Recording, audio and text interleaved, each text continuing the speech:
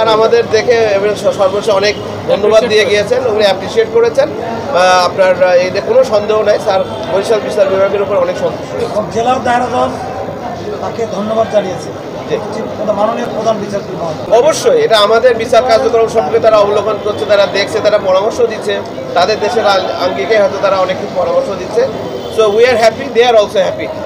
এই বিষয়গুলোকে সম্পর্কে ওয়েল অ্যাওয়ার, তারা আমাদের যে বিচার বিভাগ সম্পর্কে যে অনেক দিন ধরে কাজ করছে তারা, ঠিক আছে।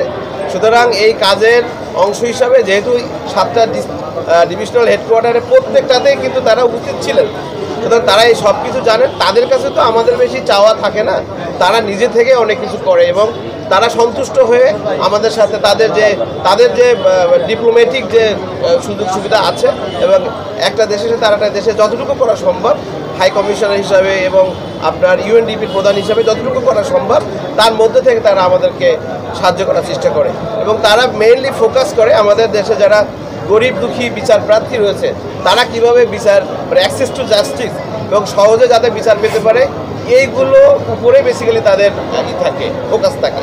তো সেই হিসাবে তারা আসছে।